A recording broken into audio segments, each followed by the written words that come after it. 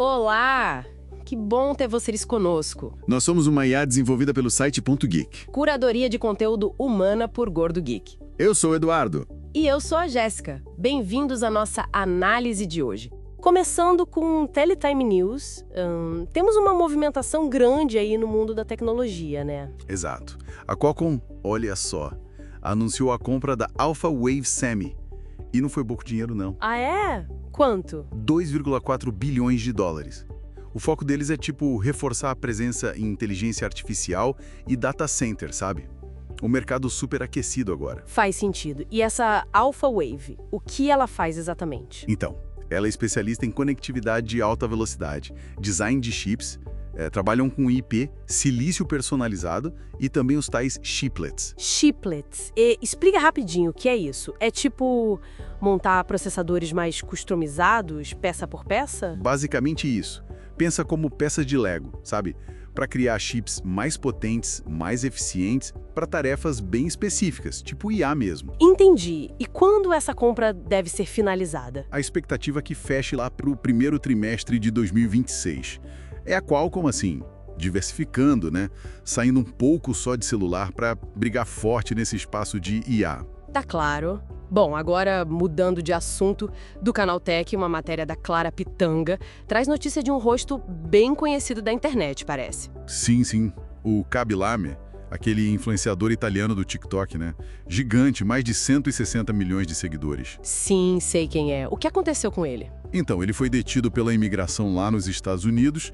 Parece que ele violou os termos do visto, foi em Las Vegas. Nossa, e aí? Acabou que ele concordou em sair voluntariamente do país, né? Mas a notícia chama atenção porque isso acontece num momento em que as políticas de imigração por lá estão bem mais rígidas, né? Com a administração Trump. Ah, verdade. Tem todo esse contexto de maior fiscalização, promessa de deportação e tal. Exatamente. O caso dele acaba ganhando mais visibilidade por causa disso tudo. Fiscalização maior, ênfase em deportar quem está irregular. Complicado. Complicado mesmo. Bom, mudando completamente de área agora, da Aero Magazine, uma matéria do Marcel Cardoso. Será que uma lenda da aviação pode voltar aos céus? Quem seria? Pois é, olha que interessante, a Panam. Lembra? A Panam? American World Airways. Aquela companhia icônica que parou lá em 1991. Panam. Caramba, não brinca. Sério? A Pan Am Global Holdings, que é dona da marca hoje, contratou uma consultoria Aviate Air Capital para ver se é viável trazer a companhia de volta. Que demais! A Panam era sinônimo de luxo, de pioneirismo. Teve um papel-chave no desenvolvimento do Boeing 747, né? Totalmente. Mesmo tendo falido, a marca ainda tem um apelo nostálgico muito forte, né? Representa toda uma era dourada da aviação. Sem dúvida. A questão é se essa força da marca, essa nostalgia, é suficiente para um relançamento dar certo hoje, né? O mercado é outro. Exato. É esperar para ver se essa avaliação de viabilidade dá sinal verde. Seria interessante. Muito. Falando em gigantes, mas voltando para a tecnologia, software e conteúdo agora. O Engadget reporta umas mudanças no YouTube. Sim, o YouTube deu uma ajustada nas regras internas de moderação deles. É algo importante. Como assim? O que mudou? Antes, um vídeo podia ter até um quarto do conteúdo violando as regras deles e ainda ficar no ar. Agora, esse limite subiu para metade. Metade? Nossa, mas isso não aumenta bastante o risco de ter desinformação, mesmo que só em parte do vídeo? Qual a justificativa para isso? Então, a plataforma diz que é para tentar equilibrar, sabe? Liberdade de expressão com a mitigação de danos. Principalmente em temas que eles chamam de interesse público, tipo política, questões sociais. A mudança rolou em dezembro de 2024, depois da reeleição do Donald Trump.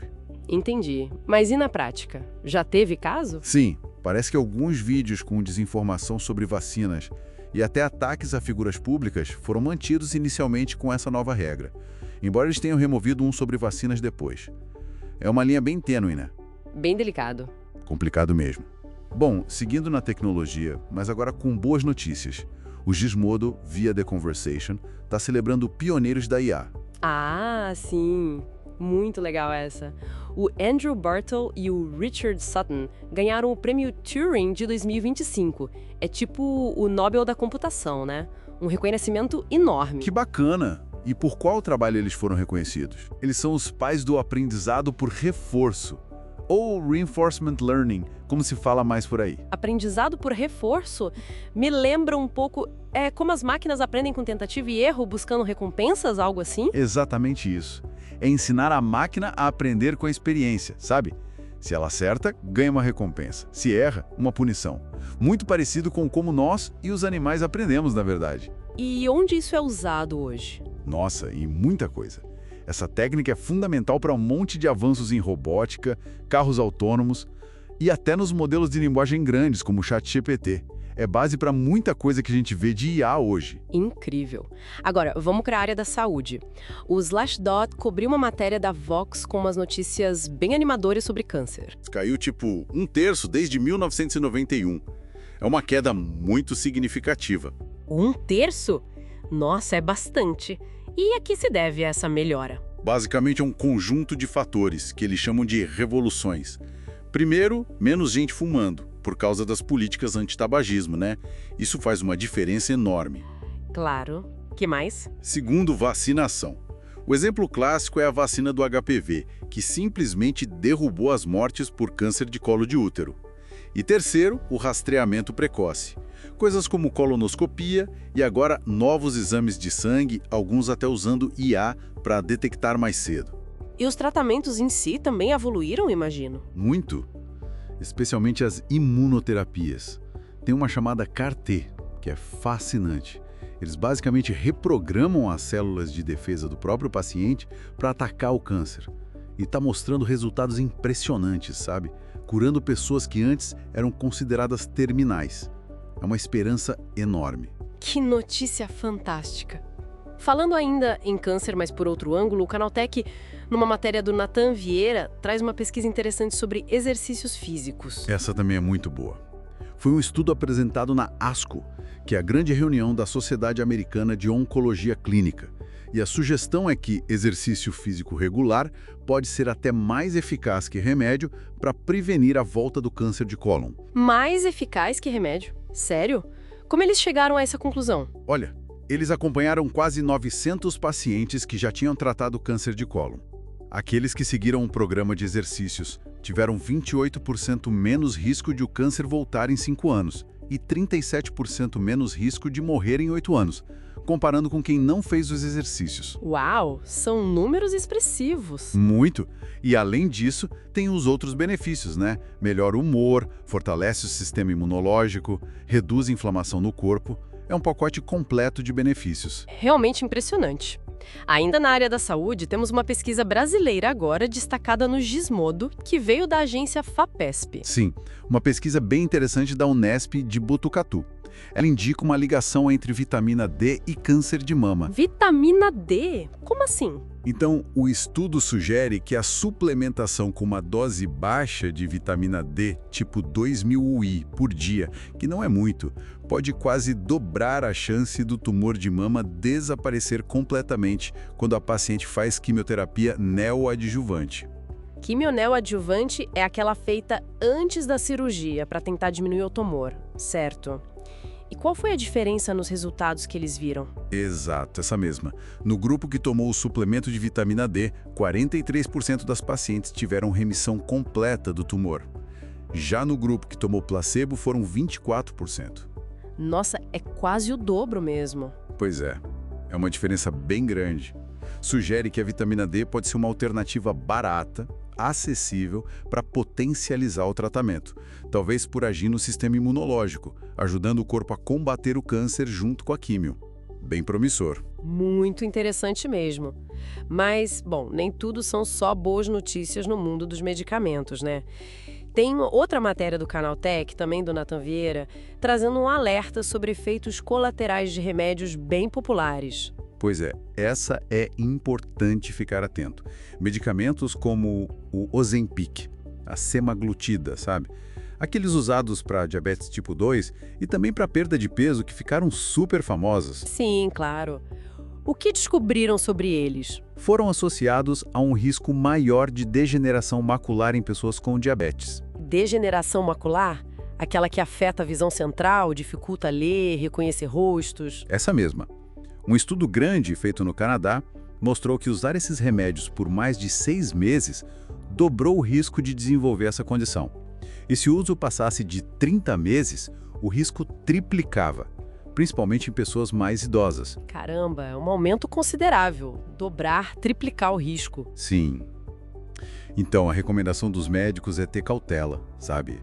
Monitorar a visão de perto, fazer acompanhamento oftalmológico regular, especialmente para quem é diabético e usa esses medicamentos por tempo prolongado. É um ponto de atenção. Importante mesmo esse alerta. Para fechar nossa rodada de hoje, vamos com umas dicas mais práticas de organização digital do Android Authority sobre como usar melhor o Notion. Ah, legal. O Notion é aquela ferramenta super versátil, né? Muita gente usa para tudo e eles deram as sugestões para não se perder lá dentro. Boa! Tipo o quê? Uma ideia é criar um sistema de arquivamento simples, sabe? Para tirar da frente os projetos que já terminaram e não deixar aquela bagunça. Outra dica é usar um layout semanal por blocos de tempo. Blocos de tempo? Como assim? Em vez de agendar cada coisinha num horário rígido, tipo 9 horas fazer X, 10 horas fazer Y, você divide o dia em blocos, manhã, tarde e noite. E aí aloca as tarefas maiores para esses blocos. Dá mais flexibilidade, né? Faz sentido, parece menos estressante. Que mais? Eles sugerem também criar seus próprios templates, seus modelos, para páginas que você usa com frequência, tipo ata de reunião, planejamento de projeto, economiza um tempo. Boa dica. Usar o Web Clipper do Notion, que é a extensão para navegador, para salvar artigos e páginas direto da web. Funciona como uma alternativa ao Pocket ou Instapaper, para quem usa. E, por último, experimentar o Notion Enhancer. Notion Enhancer, o que é isso? É uma ferramenta extra não oficial que permite customizar mais a aparência do Notion, adicionar umas funcionalidades tipo temas diferentes, fontes, coisas para ajudar a focar melhor na escrita. Para quem gosta de personalizar tudo, pode ser interessante. São dicas para tentar deixar o Notion mais amigo, né? Menos intimidador. Ótimas dicas para quem usa a ferramenta. E com isso, fechamos os destaques processados para essa análise. Isso aí. Continuamos monitorando e sintetizando as informações mais relevantes por aqui.